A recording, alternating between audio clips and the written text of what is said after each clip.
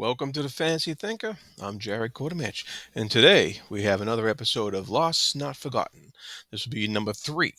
Uh, so today I want to go over a series of books that came out in the mid 80s called Time Wars by Simon Hawke. When these books came out in the 80s, I wasn't reading quite yet, but when they were on the shelves, I think there was like 5 or 6 on the shelves already, and I started reading them, and then they came out like year after year pretty quickly. After that, there's a 12-book series, but the books are kind of episodic, but still having an overarching story going through the 12 books.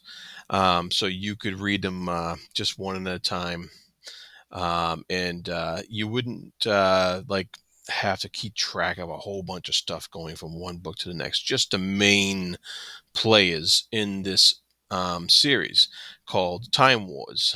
Um, so the first one is called the Ivanhoe Gambit, and look at these old books. These are the original ones I have way back from late 1980s when I bought them all. Um, and this was back when books were like what does it say? Oh yeah, yeah, $3. That's new. Today you'd be lucky to pay $3 in a used bookstore if you can find it. Um, so the Ivanhoe Gambit was the first book in this series, um, and I don't know what made me pick up this series because it's Simon H is like in the middle of the alphabet. What made it stand out to me on the bookshelf? I have no idea. I know that after this series, later on, Simon Hawke went on to write stuff for Wizards of the Coast. He wrote some Dark Sun novels. He wrote movie adaptations. He wrote a Batman movie adaptation and a Predator 2, I think, movie adaptation. He also went on to write his own series called Wizards of the Fourth Street, which was kind of similar to like your Myth Adventures from Robert Asprin, or that kind of modern day wizard fun stuff. But this was a series that really, I really loved by this guy. It's time travel, and but it was uniquely done compared to the time travel stories I had seen, like Terminator, um, at the time. And it was pretty cool because, like I said, it's a 12-book series, but each book dealt with a different place in time. This first one, called the Ivanhoe Gambit, of course, dealt with, 12th or 13th century England. Uh, Probably around, yeah, King John or something like that. Uh, but the premise behind this is that there's this organization called the U.S. Army Temporal Corps, and basically they are charged with making sure nobody goes back in time and disrupts the timeline. That's their main goal. No disruption, because they know that disrupting the timeline causes alternate timelines to exist. And it's theorized, we don't know this for sure yet, that too many alternate timelines would cause a timeline collapse, which they don't know what's going to happen then, but it would sounds pretty catastrophic, right? And as the series progresses, we learn more and more about the pseudoscience that goes into this. But the interesting thing about it is just the different historical places that we get to visit, and these guys are, there's some renegade uh, military time guys who may or may not think that messing up the timeline is the right thing to do. So, um, so we get all these different things. Like this one's called the Timekeeper Conspiracy, and that's like during the time of the Three Musketeers. And Simon Hawke does this clever thing where he mixes in some fictional characters and gives them a more historical outlook, kind of you know. And so you kind of get where the fiction came from, and like this is like the timekeep conspiracies during the Three Musketeers. So that's Alexander Dumas, I believe, right? So he interacts like the timekeepers or the time corps interact with the person who might have been the author of the Three Musketeers during that time. It might have influenced that novel somehow.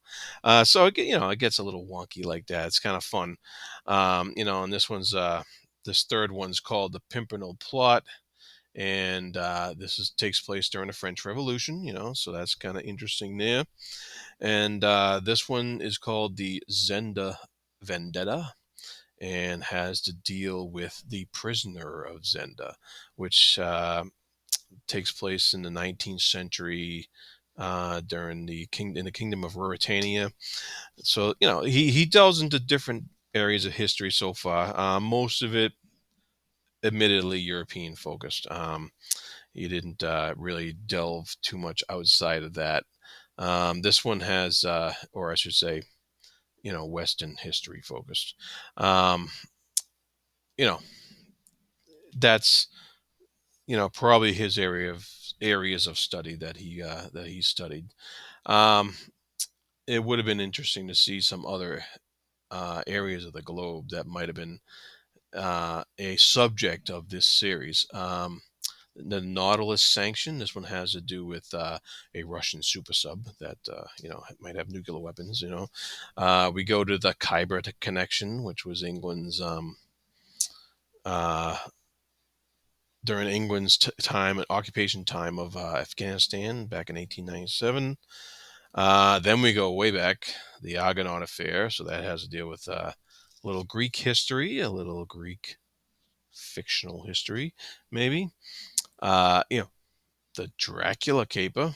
Uh, and this one he plays around with a lot of fictional characters from the late 19th century. We got Dracula, we got Sir Arthur Conan Doyle, and fun stuff. Um, Same idea with the Lilliput Legion. Um, so you can imagine what kind of fiction play we get there. We get the Hellfire Rebellion. That's during the American Revolution. We got the Cleopatra crisis. So we do get, a little bit into Egypt over here.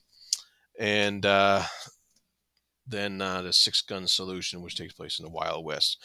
And that's the finale of the series. And he ended it there.